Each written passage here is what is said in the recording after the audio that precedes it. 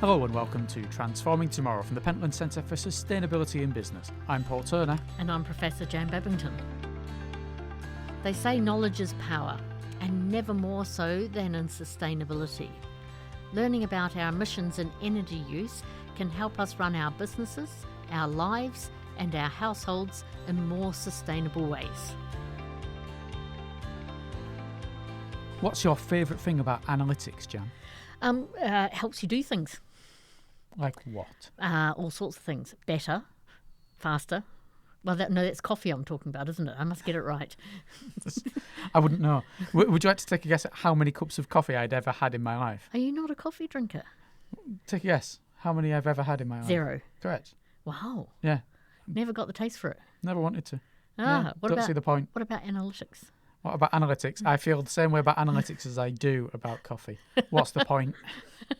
Well, I think we're going to have to I think our persuade guests you of just that. hung up and said, right, well, if that's I'm the off, attitude. I'm off.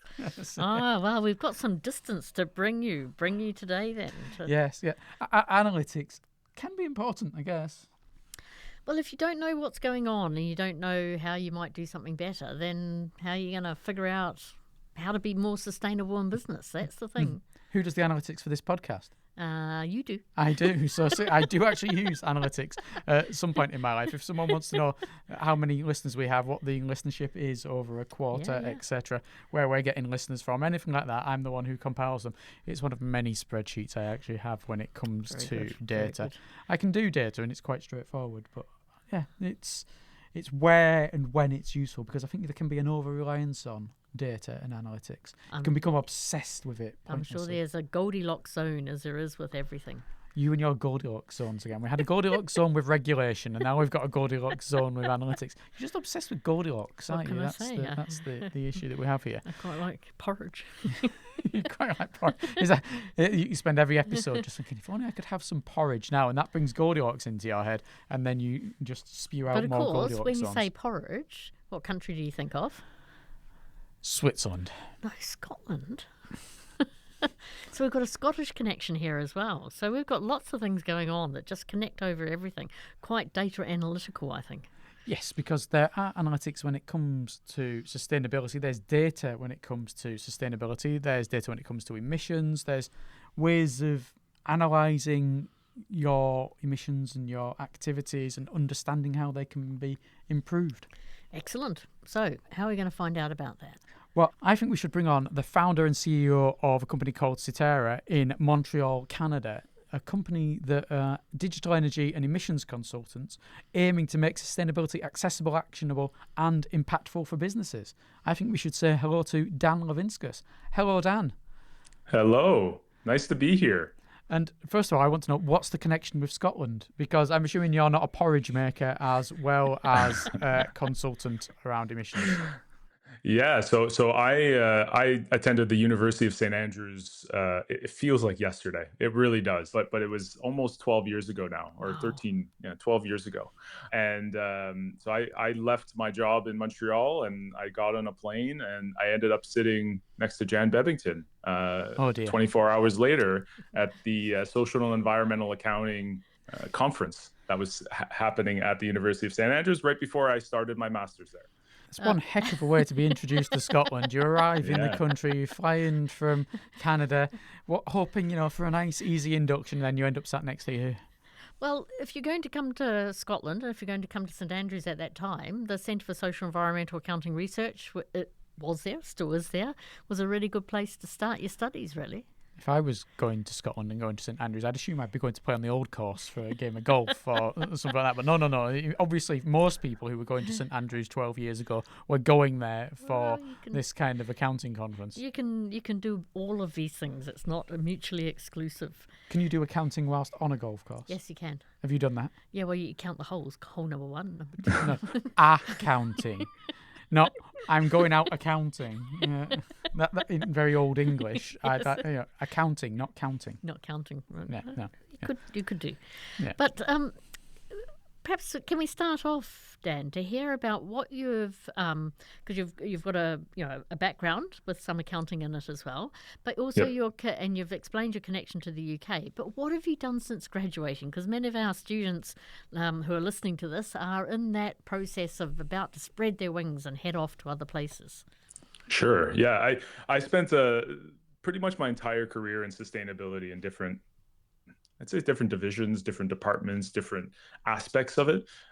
Post University of St Andrews and graduation, I moved down to London, and I focused a lot of my time on the transportation industry. So trying to apply sustainability to urban transport, and think trains, buses. I was also very interested in the last mile, and how we can get people to and from train stations, and places where you can get lots of people moving from point A to point B and out of cars, essentially. So I spent a lot of time with this, working on large infrastructure projects across Europe, trying to get circular economy and better, more sustainable materials put in large train procurements. So in bid process for that, for those projects, trying to get some more sustainability in there. After that, I moved back to Montreal, and joined a power sports company, which would be the antithesis of what a sustainability person would do. But I was offered a position to come and build the electrification and urban mobility strategy for the company. So I spent many years doing that with a bunch of very, very intelligent people. And we tackled everything from that last mile delivery, last mile transportation to stations. How do we build virtual power plants in cities? We touched a lot of different topics. Super interesting stuff. And then following that, I actually led the analytics and AI group for the company, which is where I kind of merged my passions for analytics and data, to this sustainability aspect, and subsequently left and joined, or started up Cetera. So it's been 3 years that we've been building Cetera, which helps with, if I had to explain it high level, we help with scope 1, 2, and 3 emissions calculations and data collection for that. And why did you fall upon the name Cetera? What does that mean? Yeah, so we had a lengthy naming exercise, but important to me was something that meant something. I didn't want a random word or something that people wouldn't be able to relate with, and I wanted a story behind it. So we decided on combining two words, citadel and terra. So Cetera is those two words shortened, and essentially the way we saw it was a citadel sits at the top of the hill, it overlooks, it protects, and terra is the Latin word for earth. So we see ourselves as protectors of the earth, essentially. So we'd like to explain this. I'm really glad you clarified the particular spelling and definition of terror there, because for a moment it sounded a bit citadel, and we're going to terrorize the people. We're going to terrorize them into wanting to do sustainable action. But no. It makes a lot more sense now. It does indeed. And I was also worried slightly during the start of Dan's tale of where he's gone from graduating that we brought on another guest who was just going to talk to us about buses. Because last week we had Ben on, who was talking to us about buses and infrastructure and how buses can be part of sustainability and getting people out of cars onto buses, onto public transport, going that last mile, etc. So that really ties in with what we had from last week. And was sustainability always in your heart as something that you wanted to work on when you graduated? The short answer is yes. The story behind it is actually, my last semester studying accounting, I took a class called environmental accounting. I was always very connected to the earth and like farming, and like I had a very good friend who owned an organic farm out just outside of Montreal, and I used to spend a lot of time there. And so I always felt this connection. And so I took this class, environmental accounting, not understanding what it meant or what it was. And I actually read an article by Rob Gray, so on shadow accounts.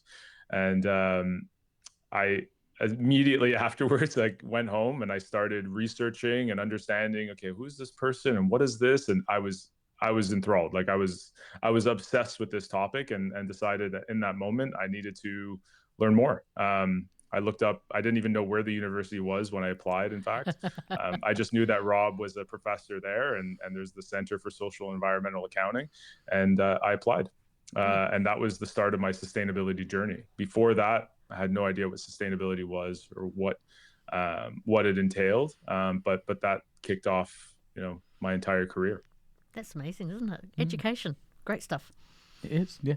Discovering where St Andrews is, and then taking that from beyond. Yeah, I dare say that unless you are a golf fan, outside of these shores, St Andrews is not somewhere that you necessarily have any idea where it is. If you are a golf fan, you know where St Andrews is, probably to within about a 50-metre radius, where the old course and the first tee and the 18th hole, etc., and the road hole and the like. So lots of things, yeah.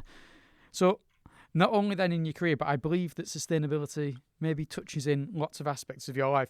And I'm told that you've got a bit of a passion for coffee, is what I've been told by Jan. In fact, she said that we could have a whole podcast about coffee rather than about what your actual business does. I mean, do you have sustainability aspects that you're thinking about when you have a cup of coffee? It's a great question. And as if you get James Hoffman on the podcast with us, I would 100% be a part of that and talk coffee for the entire time. He's a must watch.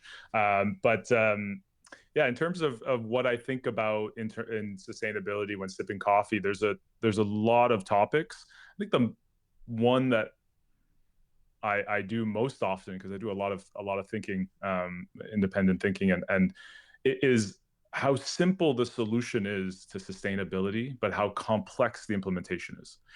It's very simple. Consume less. That is the secret sauce. We have all of the tools. We have all of the knowledge. We have everything we need to stop climate change. The only thing that gets in our way is societal norms, growth, this aspect of we've learned behaviors. We don't know how to consume less. And that's what consumes me on a daily basis, is how do we make it so easy and so ingrained into what we do that it becomes almost a value to each and every individual on the planet, a value to protect the planet, to be kind to our planet the way we're kind to others. Because essentially a tree outside is just as important as the person standing next to you, but we see it as being separate for some reason. And I think that's the biggest thing that comes to mind when, every day is like, how do we make people care about this? And it's complex, but ultimately very, very simple as a solution, is consume less. Doesn't necessarily need to mean less growth. It could mean less, more savings. You consume less energy, you save more money. You recycle your materials at the end of its life cycle, cheaper inputs, right? We need to make sustainability make business sense is ultimately what I what I come back to. Yeah. And particularly for our student listeners, I mean, what's it like to found a company? And is that something you're always going to, keen to do, and you're gaining experience to be able to do that? And what kind of, maybe if you were to offer your younger self some advice about founding a company, what would that be? Yeah, I think the building a business is the toughest thing I've ever done. It's the most difficult, but the most rewarding, is how I would describe it. You learn absolutely everything at a unbelievable pace. You have to learn how to be the marketer, the salesperson, the accountant, the product person. You have to stretch everything to its absolute max, and the most important thing is you have to be willing to fail multiple times, because you will not be good at everything. and you need to be okay with the fact that you won't be good at everything, and you need to get back up and you need to start again. And I think a lot of what people don't understand is that when they get into entrepreneurship, it's like this blindness that you go into it with. Like I was unstoppable when I first started. Now I'm an I have all my battle scars. Everything is I'm a lot more knowledgeable than I was. Um, but I think the fearlessness is something that you need to have as an entrepreneur. You need to be willing to fail multiple times, and you can't be afraid to pick up the phone and call someone and be like, "Hey, I want to sell you my product." That's the Yeah. biggest thing with being an entrepreneur, and that's the thing that I struggle with the most. I don't want to. If I could make our product free for everyone to use and it makes an impact on the planet, I would do that.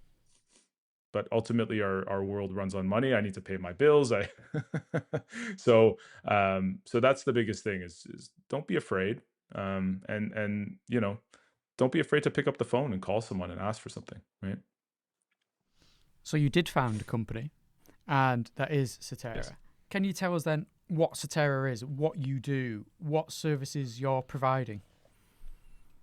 Yeah, so the way that we like to simply explain it is we're digital energy and emissions consultants. So that that's a very broad term. What does that actually mean? But it means we're data experts. We're experts at getting information into a format where you can analyze energy and emissions in separate terms. So it doesn't need to be um, only about ESG reporting, which is something that we've kind of deviated from over the past couple of years. We started in that field and then we kind of moved away from it. Our goal is to become an operational tool that day-to-day people can use to gather insights um, on energy consumption, on how where their emissions are coming from, how to make improvements. Is there savings that we could have? Sometimes, and I think it's funny that people still don't know this, but your utility company will overcharge you for things.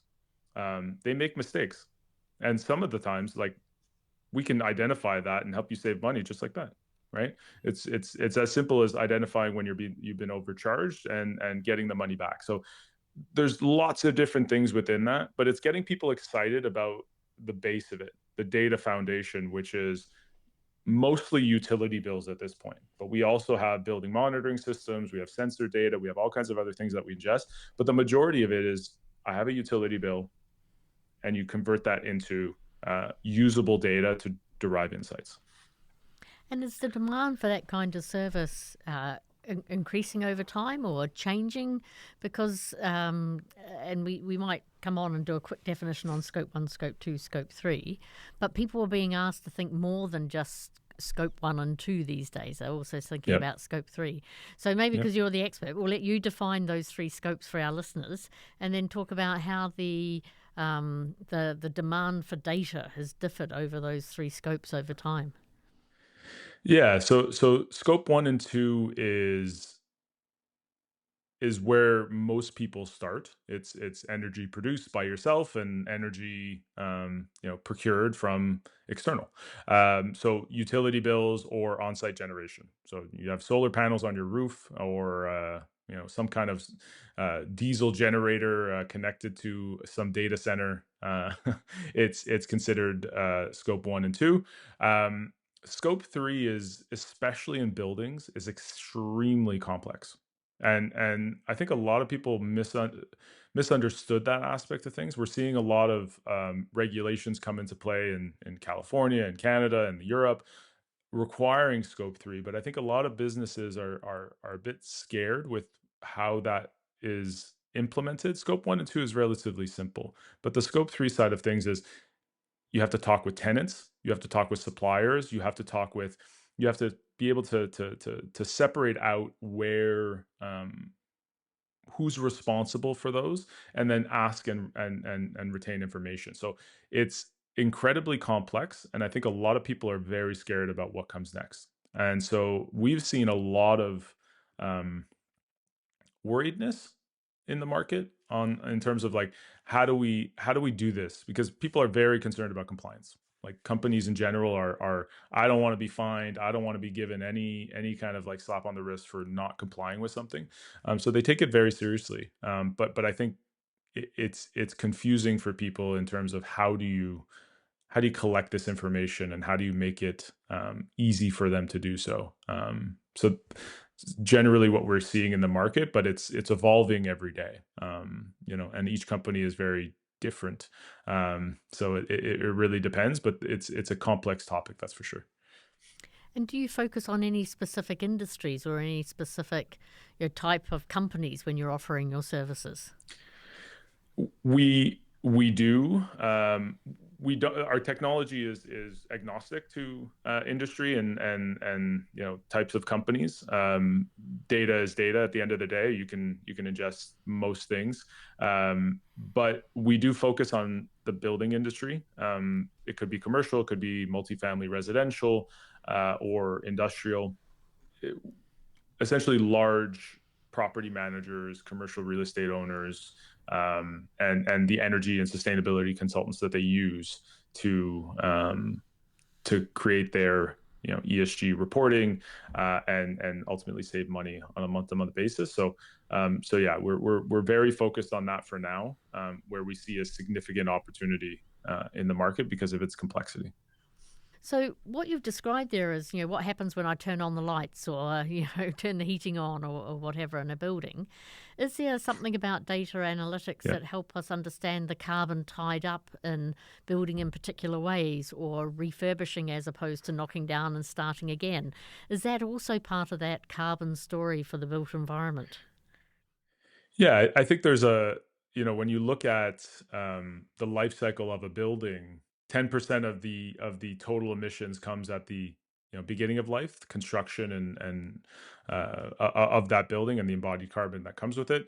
80% is during its use, and then you have end of life, which is the remnants. The majority of emissions and consumption is going to happen during its use, and how you construct a building and the decisions you make are incredibly important to the impact that you're having, or the footprint that you have during that use. We've seen, and a stat that we like to use is 30 to 40% of energy consumption in any given building is wasted every year. So if you take that as a base and you say spending $1 million a year on utility bills, you can save $300,000-$400,000 by implementing efficiencies, changing your windows, retrofitting and upgrading your HVAC system, just putting timers on your lights. Those are small changes that you can make, and can be built in directly into the building through building automation systems, to save you a ton of money on an annual basis, making the business case extremely easy. And I remember years ago, I was doing some work with colleagues at the University of Dundee in the engineering department, looking at building. And so when you make a decision to have carpet or not to have carpet, you've also just hardwired in a whole ton of vacuuming. And that you've got a big energy sort of balance and seemingly, questions that are seemingly like, well, what do I want? What do I want to feel under my feet, without really thinking through what happens next. And it ties in with a lot of stuff we discussed in an episode the first time we had Adrian Friday on, with how offices and the technologies that are built into them and the effects post-COVID of, say, automatic lights coming on. But if only one person was in the office, the same number of lights and the same number of systems were coming on as if there were 50 people in the office, just because they're based upon movement in one area. Therefore, everything turns on and various things are happening. And yeah, it's all the decisions that are made then. Those decisions were made not realising there was going to be a pandemic however many years down the line that would limit the number of people coming in and the effects that can have. There's going to be a lot of unforeseen things that come up and that affect it all as well. So there's maybe been, especially on your side of the Atlantic, Dan, changes in the emphasis on sustainability over the last year, 18 months. I can't imagine why. I can't imagine any particular individual who might have been at least partially responsible for that. And I know you're in on the other side of a national border from said individual, but has that affected your operations and the way that you do things and maybe the way that your clients do things? Yeah, I mean, I was just in New York last week to present to a room of bankers. So we were part of the Morgan Stanley Sustainable and Inclusive Venture Lab, and so we had to present. And I used that joke. I said, shifting political landscapes, and we don't know who it is, but they are shifting. The message and the let's say the implication and the reality of it is like these things are inevitable. Like it's not like people are stopping the train because of one individual. What we're doing as an industry is we're reframing it. So ESG and sustainability and these terms are taboo, right? It's things that people don't really want to hear anymore.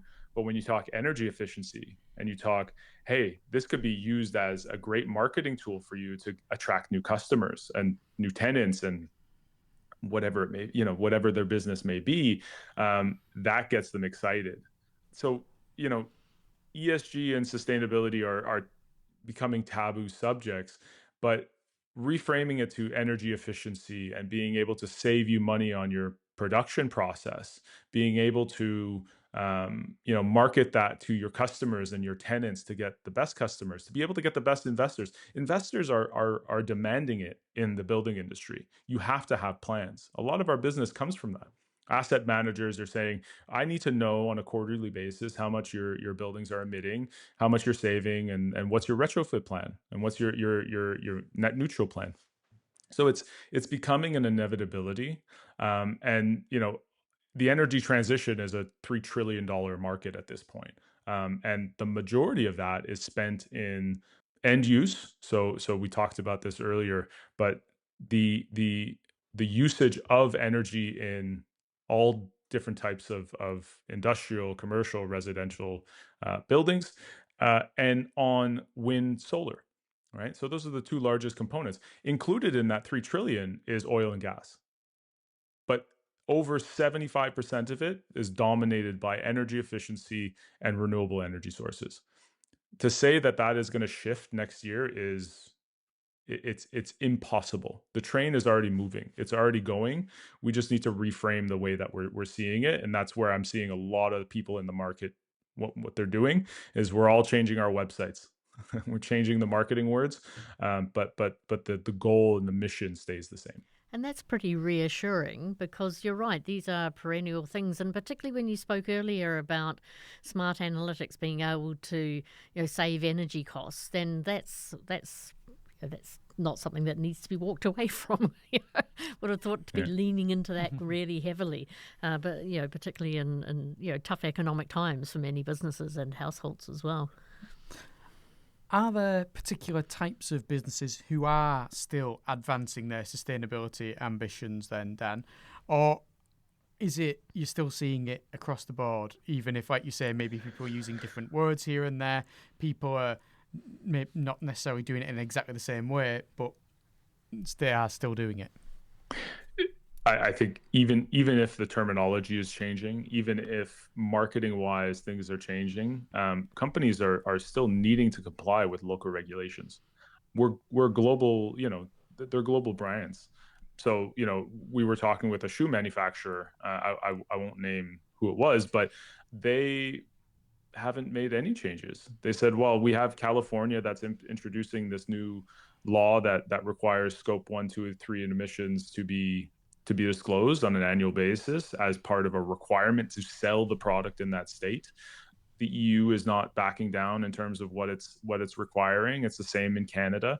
So it's an inevitability. They have to comply. And I see it as very similar to what happened with tailpipe emissions back in the 70s. Having spent a lot of time in transport, I know that reality very well. And CARB and this transformation in the individual states that dominate the economies. So California, New York are 60% of the economies in the U.S. They will dictate what companies have to do, regardless of federal policy.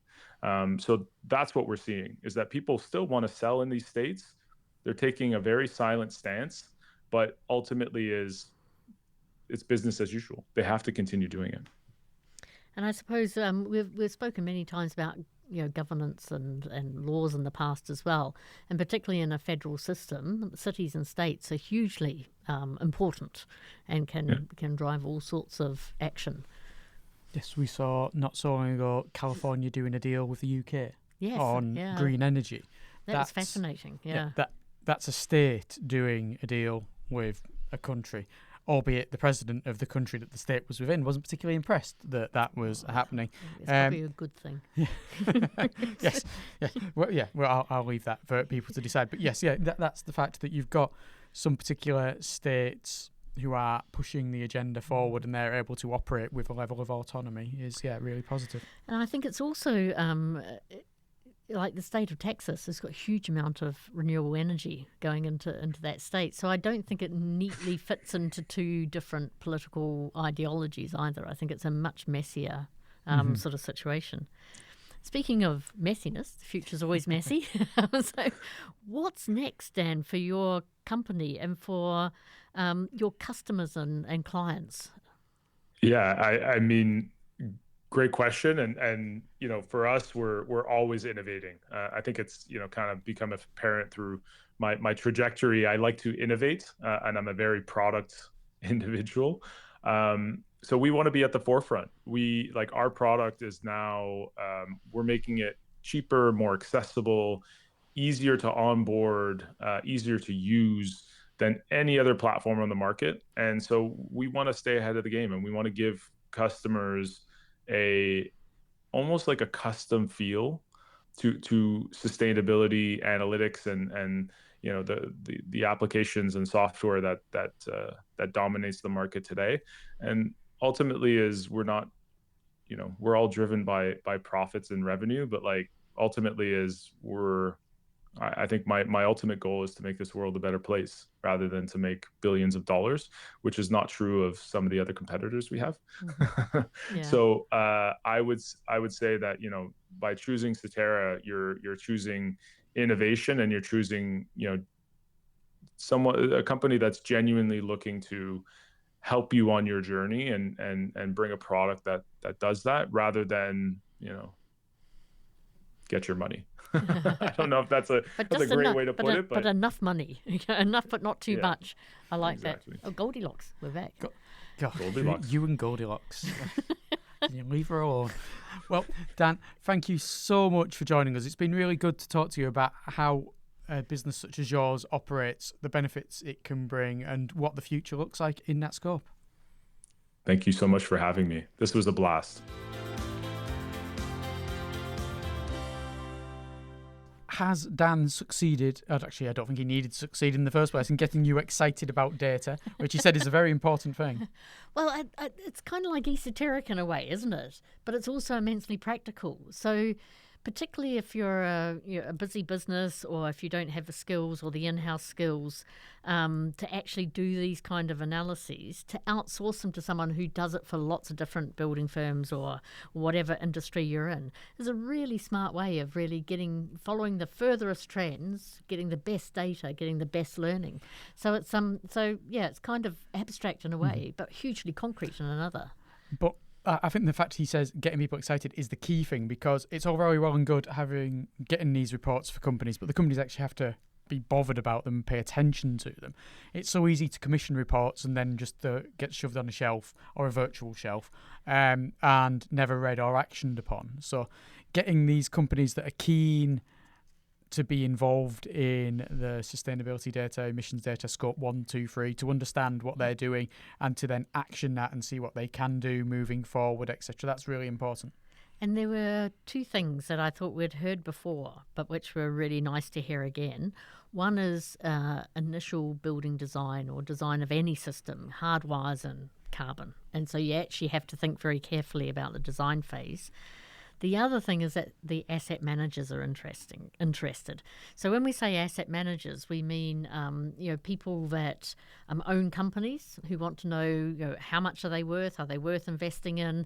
What kind of possibilities are there for these companies to make good products and make decent profits? So this is the engine of capitalism, are the people that make those choices. So if they remain interested, no matter what you call it, you're okay. And the part that struck with me that echoed a previous episode was he talking about the train and the train. Everyone's jumping off. It was the exact same words essentially that were used by Julia and Knut when we had them on from IMD, and they were talking about the train has left the station. You're either on it or you're not, and that's it. It's already gone. The sustainability thing is happening. It's moving on.